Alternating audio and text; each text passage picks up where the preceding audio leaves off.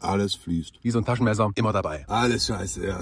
Hast du recht. Das macht mich irre. Wir versuchen es so weit wie möglich hochzukommen. Nein! Packt euch so ein Teil ein. Ich komme nie wieder raus. Aua, fuck me. Drama, Chaos. Ich mache heute was ganz Verrücktes. Und zwar, ich werde Gott besuchen. Gott höchstpersönlich. Und zwar nicht nur einen Gott, sondern viele Götter. Und der kann sich denken, wo ich die finde. Oh, Eiche stehen lassen. Die Kleine. So, das muss natürlich mit. Also die Sonne, die könnte ein bisschen mehr scheinen, würde ich sagen. Da, wo ich hinfahre, ist verdammt kalt. Da ist richtig kalt. Das hast du auch schon im Asterix-Film gesehen. Wir sind da durch meterhohem Schnee gelaufen. Wo ist denn das Ding? Ich sehe es überhaupt nicht. Wow, wow, wow, wow. Da ist er. Guck dir das an. Der Olymp, der Lump. Wie schön der aussieht. Okay, Folgendes. Wir versuchen es so weit wie möglich hochzukommen. Wenn dann Schnee liegt, dann habe ich keinen Bock mehr und dann ist mal alles kalt. Wir gucken jetzt mal, wie weit wir kommen. Oh mein Gott, sind wir am Ende? Ja. Is it long enough, like the thing? Wait, what? Full. How much? Yeah, full. Ah, yeah, oh yeah. Very long.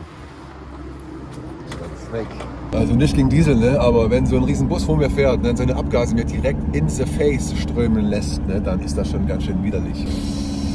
Mount Olympus oder auch Olymp genannt. Da leiten sich ja nun extrem viele Worte von ab. Olympiastadion, Olympiade, Olympus, die Kameras, Olymp, sehr viele Worte. Und damit endlich mal alle Bescheid wissen, gibt's jetzt kurz ein paar Infos zum Olymp. Der Olymp. In der griechischen Mythologie war der Olymp der Sitz der Götter und seinen Gipfel stellte man sich lichterfüllt vor. Er war also bewohnt von Göttern, Abkömmlingen von Göttern und Diener der Götter. Ja, Götter hatten Diener, ja, klar.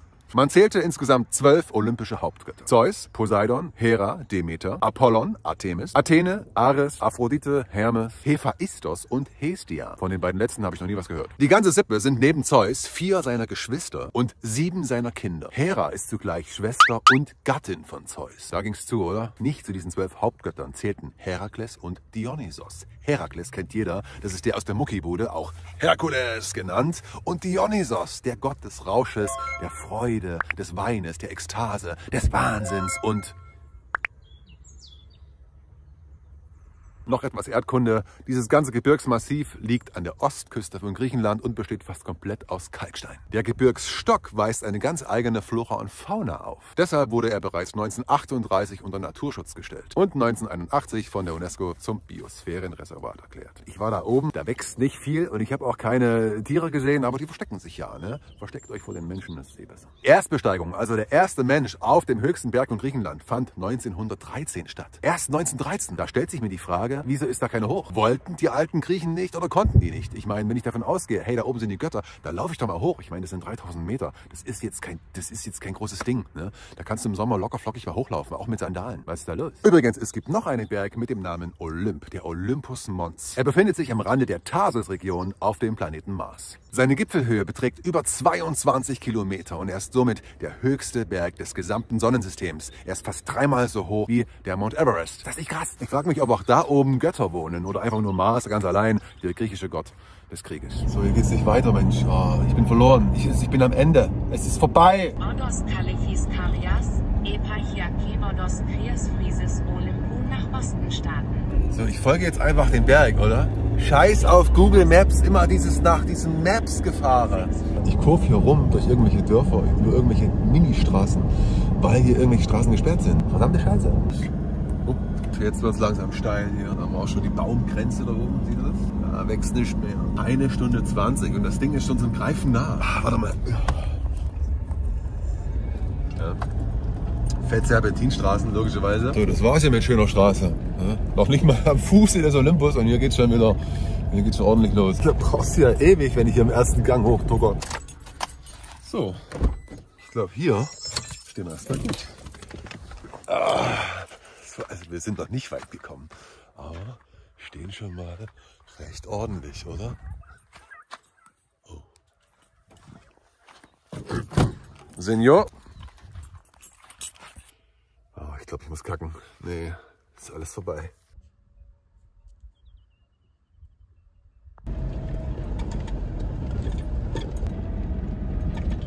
Das sieht aus wie ein Zuckerhut. Ein Zuckerhut.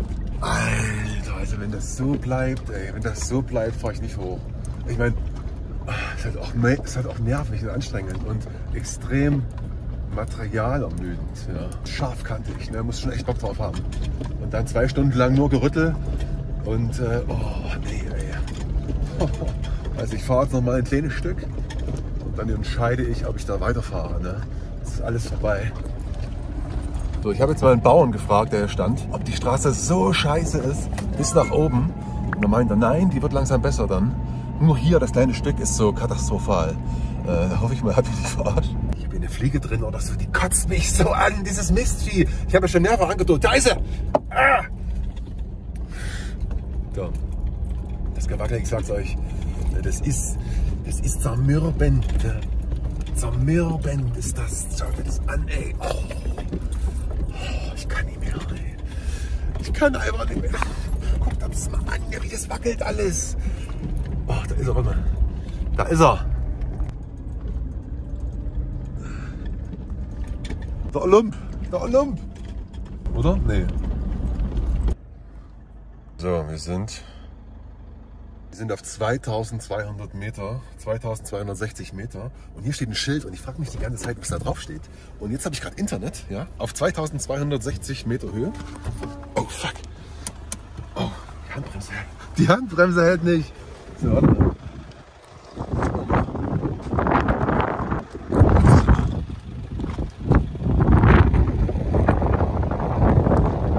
Los.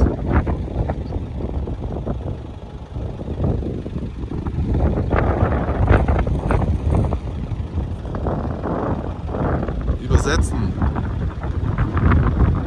Ah. Jagd ist verboten. Ja. Die alten Olympusbären. Hier werden keine Götter gejagt. Apropos Götter jagen. So, langsam kriege ich Hunger. Ich frage mich die ganze Zeit, ob es da Götterspeise gibt. Da auf dem Gipfel oben. So, da sind wir.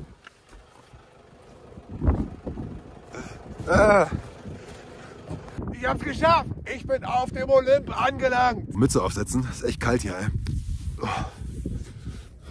Viel besser. Wo sind sie? Zeigt euch! Ihr Götter! So Leute, es gibt hier einiges zu sehen. Und zwar, wir haben hier einen Brunnen. Wir haben hier ganz viel Schnee. Ich habe was Geiles entdeckt. Ziemlich coole Sache. Und da wünschte ich doch irgendwie manchmal mit ein paar Leuten zu sein. Oder mit einer heißen Frau. Vielleicht. So, schaut mal, wir gehen hier. Kommt mal mit.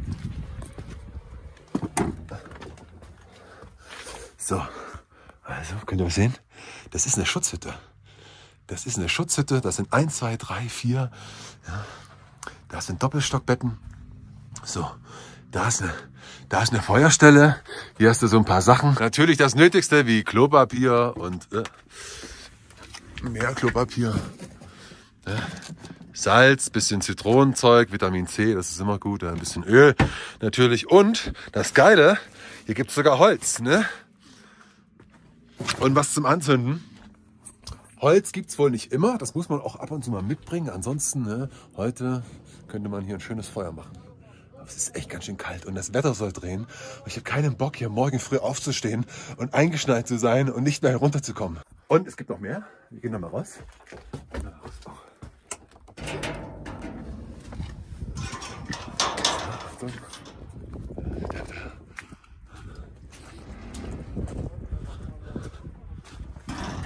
Hey.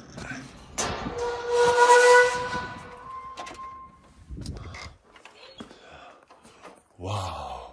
Noch eine größere Schutzhütte. Hier kannst du mit einer Fußballmannschaft herkommen. Nein, nicht die Tür zu machen. Oh Gott. Nein, die Tür ist zu. Es ist aus. Ich komme nie wieder raus. Nein, wir machen die Tür einfach wieder auf. Ja. So ein Stein hier, der viel zu klein ist für die Tür. Ah, nee. Nee, passt gerade so. Ja, und auch hier gibt es eine Feuerstelle. Wunderschön. Hier kannst du sitzen. Es gibt auch hier Feuer. Riesiger Kamin. Herrlich. Wunderschön. Hier ein Tisch zum Sitzen. Ah, gemütlich, oder? Wenn es nicht so kalt wäre. Ich mache jetzt hier wieder zu.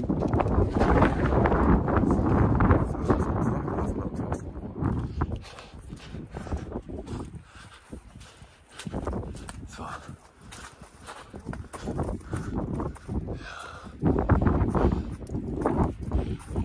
ganz aufs Dach. Ja, da haben sie es so heftig getrieben, ne? Ja, genau, so wird's gemacht. Ja, das Stück kannst du auch fahren. Der Haufen ist völlig überbewertet.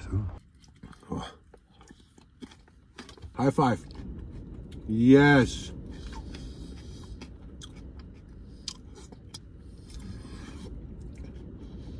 Für ein High Five gibt's ein Treaty. Du bist Deutscher, ne? Ja, ja. B, was ist B? Berlin. A von Berlin. Ja, Berlin, ja. Bisschen hoch. Wie bitte? Bisschen hoch. Ja, ja, genau. Bisschen im Norden. Hast du Urlaub hier oder was? Ich fahr nach Nepal eigentlich. Oh. Bin nach Nepal. Also eine weitere Strecke. Ich fahre gerade durch Griechenland, ja. Ja. Du hast da gelebt oder was? Oder? In Köln. In Köln. 20 Jahre. Aber war ich noch klein. Ja. War sehr schön. War schön, ja? War sehr Ja, schön. ja. War. Jetzt überall alles scheiße. Alles scheiße, ja. Da hast du recht. Aber damals war Schulzeit habe ich da. Ja, War wundervoll. ja. Wirklich. Alles hat seine Zeit, ne, weißt du? Und Aber damals, jetzt, manchmal fahre ich nach Deutschland so, um Freunde zu sehen. ja. Ich weiß nicht, gefällt mir nicht mehr. Hat sich verändert, oder? Hat sich alles verändert. Ja, ja, Ich meine hier auch. ja. Überall. Überall, ja. Aber die Welt ist immer noch schön. Ne? Man muss halt besser hingucken.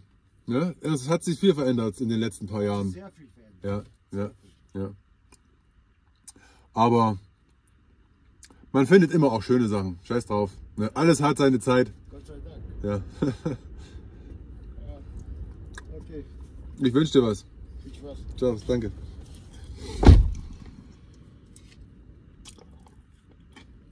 Hat's auch gesagt.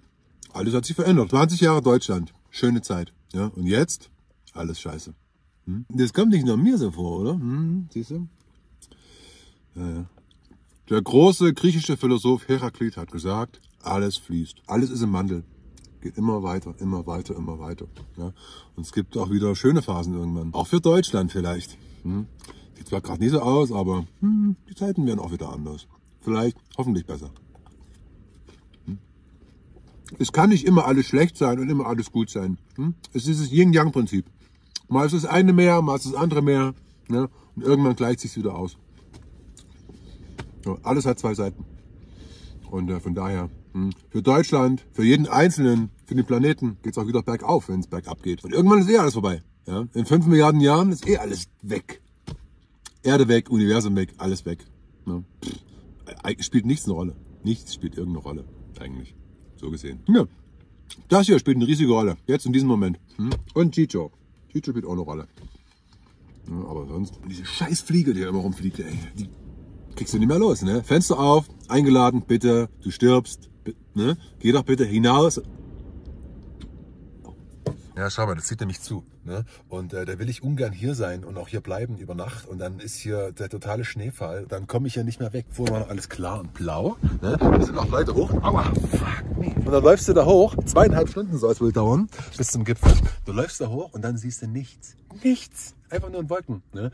Und och nö, das ist eine Torre. 2917 Meter hoch, der höchste Berg von Griechenland. Hier leben die Götter und hier gibt es natürlich auch Götterspeise. Heute nur eine Sorte, die gelbe. Ach, eine Scheiße, schau mal hier, ich habe schon wieder dieses Licht. Schau mal da. Schaust du da? Ja, das ist eine Motorleuchte. Ich habe das schon mal gehabt. Damals war es das AGR-Ventil. Aber das nervt natürlich, ne? Auch wenn es vielleicht nicht dramatisch ist, weil orange Lichter sind nicht so dramatisch wie rote Lichter. Aber es nervt.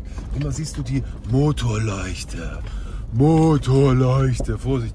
Das willst du nicht sehen die ganze Zeit. Ich hoffe, ich kann diesen Fehler beheben, sonst ist es Katastrophe. Nein, du musst auf den Olymp. Wenn du in Griechenland bist, musst du auf den Olymp hoch. Aber das Gewackel, das macht mich mürbe im Nischel. Wirklich, das macht mich irre. Macht mich sowas von kirre. Ich fahre seit 2 Stunden im Schritttempo hier hoch, runter.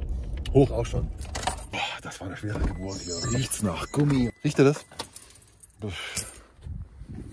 Ja, also, und es hat geknackt jetzt auch oder so. Mensch, ich hoffe, da ist nichts kaputt gegangen. Also. Was ist denn das für ein Knacken, Mensch? Mal in Ruhe gucken, das ist vielleicht nicht so gut. Ich bin froh, dass ich oben war, aber ich würde es nicht nochmal machen, ey. Stundenlanges Fahren im ersten Gang und Schritttempo und gewackel, wackel, wackel, wackel. So, jetzt ganz wichtig, jetzt zeige ich dir mal was. Kann ich nur jedem empfehlen, so ein Teil mitzunehmen. Denn ich habe natürlich hier so einen Motorfehler, so einen Motorcode. Orange Leuchte. Das wollen wir ja nicht. Und deshalb, du kannst auch wirklich effizient hier Codes auslesen, Codes löschen. Und ja, und du kannst auch erstmal wissen vielleicht, was du da eigentlich hast. Jedes neuere Auto hat so ein Lesegerät. So, das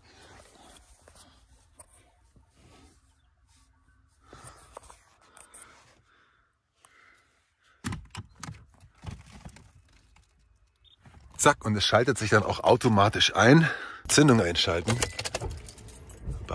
So, Zündung an. Nicht vergessen. So, dann macht er den ganzen Scan. Alter, was ist hier los? Aufnahme gestartet. Ruhe. So. Okay. Read Codes. Genau, das wollen wir machen. Generating feed, terminal circuit. Aha. Okay. Dann.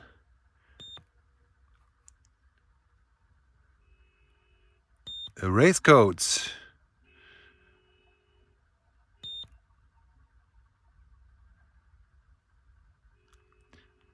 Please turn ignition on with engine off. Please, okay. Cleared. Okay, so. Read Codes nochmal. Ja, Codes. Ha, Problem gelöst. Yes! So, mal sehen, ob das so bleibt. Mal sehen, ob es wiederkommt. Ne? Beobachten die Sache, ja. So, also erstmal, wie ihr seht, ja, da. Erstmal ist er weg. Ja. Jetzt heißt es beobachten und gucken, was passiert. Packt euch so ein Teil ein. Damit sparst du einen Haufen Geld. Es ist nämlich so ein Fehler ist echt schnell da. Wenn du beispielsweise deinen Luftfilter checken möchtest oder wechseln möchtest und vergisst, das Kabel wieder ranzustecken, das Kabel, ne, einfach vergisst, da passiert nichts, kannst du das Auto starten, da passiert nichts, aber es kommt die Motorleuchte. So, dann gehst du ja vor, steckst das Kabel wieder an und die Motorleuchte geht nicht mehr aus. Die geht nicht mehr aus, die bleibt da. Was du jetzt machst, du gehst in die Werkstatt, die schauen sich das an, die stecken da ein Gerät an, das gleiche Gerät im Grunde genommen, wie du auch hast hier für 20 €, stecken das an und berechnen dir 70, 80, 90, 100 €. So, ne, so läuft das. Das kannst du alles selbst machen. Ich denke auch, das kann passieren, wenn du in höheren Lagen dich bewegst, ne, auf 3, 4, 5.000 Meter, dann kann schon mal sein, dass hier so eine Motorleuchte kommt. So. Und diese Leuchte geht dir auf den Sack, also gehst du in die Werkstatt und die stecken dann ein Gerät an, löschen den Fehler und wollen 50 €. Kauf dir so ein Ding, das spart dir einen Haufen Geld und Zeit. Ne? Du musst ja auch für eine Werkstatt finden und bla bla bla bla. Wie so ein Taschenmesser hast du immer dabei. Für mehr Abenteuer und Tipps folgt mir und wer es schon tut, der schreibt mir, denn ich freue mich über deinen Kommentar. Peace.